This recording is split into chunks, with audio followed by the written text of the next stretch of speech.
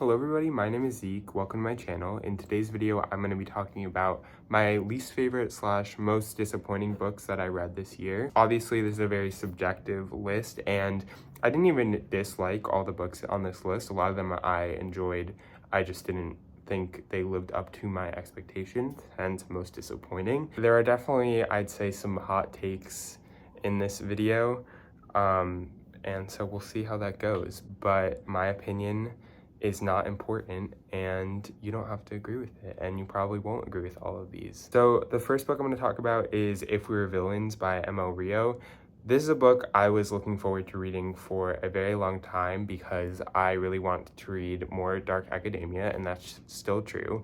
And this book kind of ruined that for me because this was going to be my year. This was going to be the winter where I finally got into dark academia books. This is the first one I tried because I was told very good things, and it severely disappointed me. I did pick this up just to tell you how excited I was in September, because to me, my thought process was September is close enough and I've waited long enough to read this book, and it's basically winter if you close your eyes and squint and really think about it. I picked it up with high hopes, and it basically started a reading slump for me, so that was really great. This book is very traditional in its setup. We are at this school in this special drama theater program that revolves around Shakespeare, and we're following this group of students. They're in their 4th year. They've been through a lot together. There are cuts after each year of this program, and they've survived all of that, and they're coming together in their last year to put on a final play and also just live within the bounds of this really intense program. And that premise was great, and the tone of the whole entire novel was good and really fit what I was looking for. But what really fell through for me here were the characters and the plot. The most important thing in a book like this to me is the characters and the relationships between them. That is what drives books like this for me, and I feel bad kind of comparing it to The Secret History because that's probably the most popular book in the genre. But having read The Secret History, what I love so much about The Secret History is those character relationships and how those character relationships drive the plot forward. And I just did not feel that at all in this book. The characters did not feel like they had a lot of depth. I didn't feel like I knew them very well. I didn't really care about them, and so I didn't really care about the plot at all. And I also felt like we get these two kind of timelines in the book. We have this framing device of one of the characters getting out of jail a few years later, and then we have the main story of what's going on at the school in the program. And so we know something bad happened, and that kind of drives that first part of the book, and that's what kept me engaged for the first part of the book. But once we find out what actually happened, I don't even think it's midway through, I think it's before that, I just thought it was boring and kind of predictable and not very interesting. So I kind of lost a lot of momentum and slowed down a lot and was incredibly bored. So yeah, this was pretty disappointing. But I am going to try some other things. I think I just need to go down either really character-driven routes with dark academia or weirder routes with like sci-fi speculative elements. So we'll see how it goes this year. But this did not work for me. Next, I want to talk about Vona by Tessa Moshfegh. This is an author that I have a very, very complicated relationship with. I love her sometimes, I hate her sometimes. I don't know if I think she's a good writer. I don't know if I really like her books. More so, I think I suffer through them and sometimes get something out of them. And she has written some things that I would say I very much enjoyed. This was just not one of them. But the thing about Tessa Moshfegh is she's really known for her very disturbing writing, the very disturbing scenes, some kind of quirky and weird premises. And this had all of that. Vona is a story about this really decrepit and rundown and tormented village in medieval times that are all kind of lorded over by this one man and his circle of power. I was excited for that premise. The one other book that I've read from Moshfegh that was in a kind of older time period I really liked, and I was just excited to see her work within this setting. But I think here she really went shock value over substance, which is something that a lot of people say about her other work that I don't agree with, but I do agree with Vona. I feel like the actual messaging she was trying to get across about how people in power can be corrupt was kind of heavy-handed and not very engaging, and was filled with a lot of shock value and a lot of discussion, a lot of just paragraph after paragraph of how miserable everyone is without actually saying much of anything, in my opinion. And so I was just kind of let down by it, and very much also let down because I feel like there was so much potential with this, and she really could have done so much with it, and with her particular style of writing too. I just don't think she really lived up to what it could have been, which is the most disappointing part for me. And next, I want to talk about a trilogy, or the first half of a 6-book series. It's kind of broken into 2 parts, and that's the first part of the Legends of the First Empire trilogy series. The thing that really got me, or didn't get me, with this trilogy was I just found it pretty bland. The premise is why I picked it up. The premise is that we are in this land where the humans are kind of controlled and corralled by this godlike, elf-like race called the Frey, and one day everything changes and events are set in motion when a human kills the Frey. And I thought, okay, like that could be interesting, but I feel like the actual story went down a very bland path. In the first book, I actually enjoyed the first book quite a bit. It is a very small scale story. We're around this village, we're learning about the world, we're learning about these characters, we are getting kind of glimpses into what the series would become, but at the same time, it didn't like wow me in any ways, but I chalk that up to it being set up and it being a setup book, so I was still interested in what was going to happen, and there were some mysteries introduced, and then the second book, just nothing really happened that I cared about, and I didn't really care about the characters that much. I don't feel like they really went anywhere. I feel like not many of my questions got answered, and everything kind of just felt stale. We were introduced to another fantasy race that was just very derivative and like very predictable kind of with everything that was going on. And then I just kind of felt pressured to pick up the third book because I was already almost there and maybe it would change my mind. But the thing about the third book is we're building towards this climax. I feel like I've read so much fantasy at this point that the climax to this book was just very underwhelming and felt like just a battle that could have happened in any other book. Just like a random one. It didn't really feel like it was that eventful. It didn't feel that important. And it felt very low scale, which is kind of just not what I was looking for. So this overall just was pretty disappointing, and I really feel like I wasted a lot of my time trying to like it that I will never get back. Okay, the next one I don't have a ton to say about, and that's Frenchmans Creek by Daphne du Maurier. Basically, I picked this up because I read Daphne du Maurier's most popular book, Rebecca, last year and really loved it. And I was expecting, I don't know what I was expecting actually, but I really like her writing, and I think she's very good at building atmosphere and tone. And I just wanted to read more of her work because I loved Rebecca so much. And I think she really does do that atmosphere and tone still very well in Frenchman's Creek. But that was literally the only thing that got me through this book, because this book we follow this upper class lady as she goes out of the city into the countryside and has this kind of pirate adventure, I guess you could say. But I just didn't really care that much. I don't know, for whatever reason, the story didn't really grip me. I didn't find it very interesting. I didn't really care about the characters, but I was kind of still engrossed by the atmosphere. I think it's amazing how, despite how much I didn't care about the characters in the plot, I still was able to like this book because of the atmosphere and because of du Maurier's writing. So, I don't know, this just wasn't for me, but it did solidify the fact that I really need to read more of her books, and I did do that. I read another one of her books, but I want to continue that and read more and more because I think she's one of the best writers I've ever read from, and I think that's just something I want to experience more of, just not in this form. Next, I have probably my most controversial take, but I want to preface this by saying I did like this book. It just didn't blow me away. And the problem was that I was just very, very excited for it, and that's Tomorrow and Tomorrow and Tomorrow by Gabrielle Zevin. I thought this was going to be like my book of the year, favorite thing I've ever read.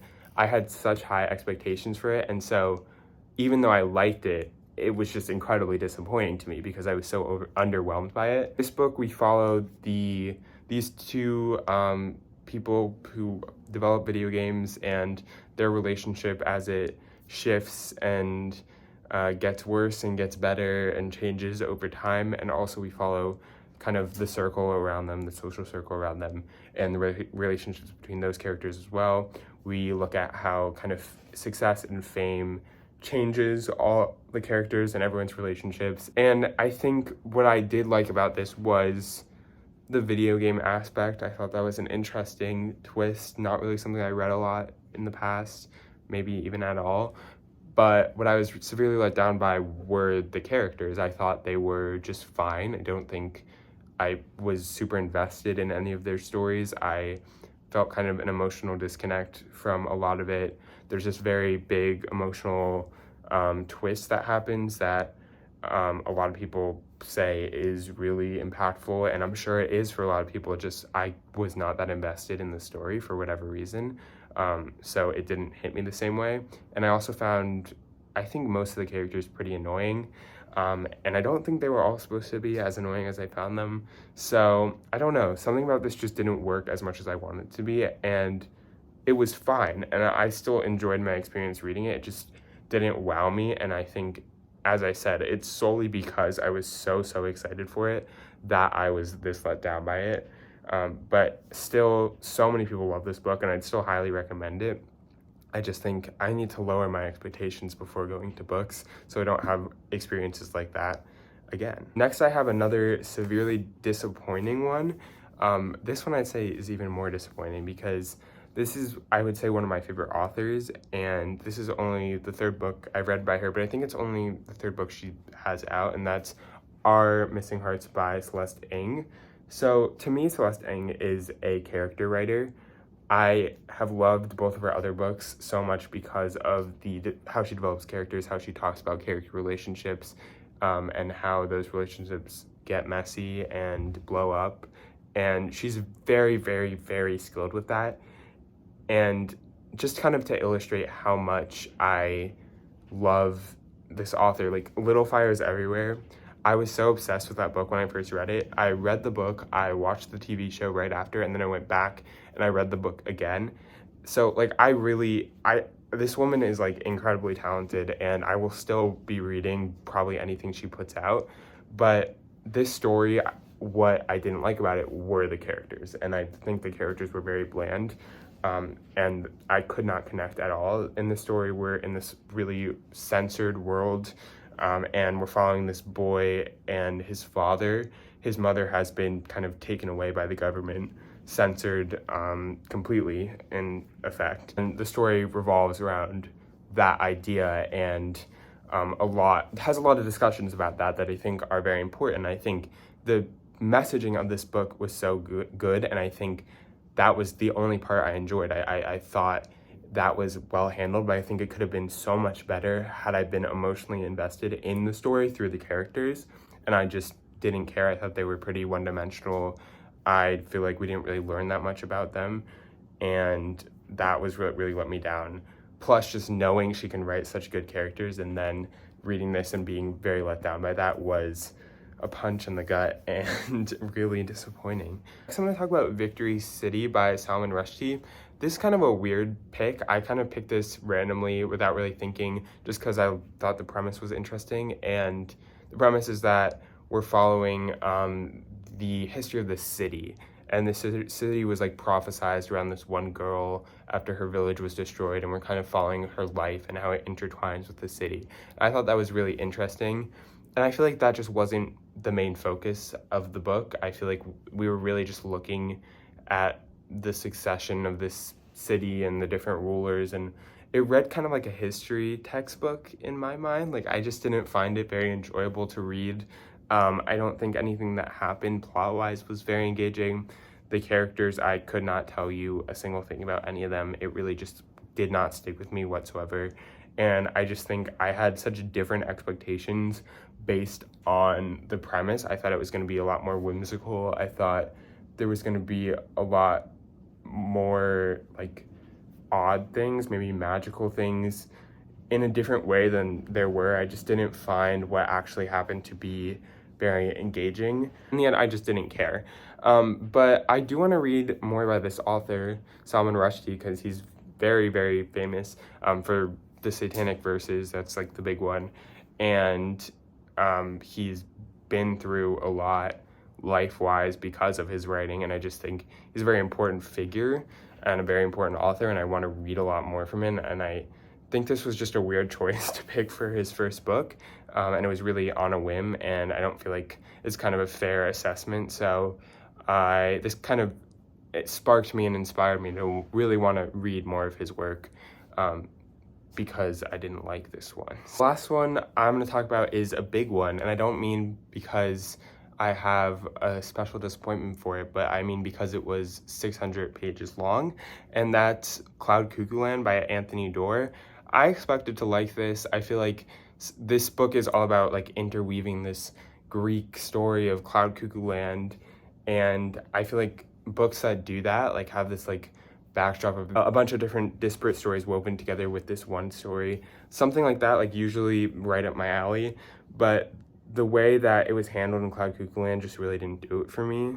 In the book, we're following three perspectives. We have a past perspective, which is actually two perspectives that are two characters on different sides of a war in like the 1500s, 15th century maybe. And we also have this present perspective of this play being put on by this like school class about the story of Cucul, and then we have this futures about this girl on, I don't remember exactly, they're like on like a spaceship or something. They're like the last remnants of humanity, or just a remnant of humanity sent out to do something. And I did not care about any of these stories. I don't think any of the stories were particularly interesting. I don't even think the way they were linked together was particularly interesting. And I don't really remember a lot about reading it. And I think if I don't really remember a lot about a 600-page book, that really says something about the 600-page book. I remember after I read it, I thought it was good. I thought it was just fine. But I feel like if you're going to write a 600-page book, there has to be a reason for it to be 600 pages.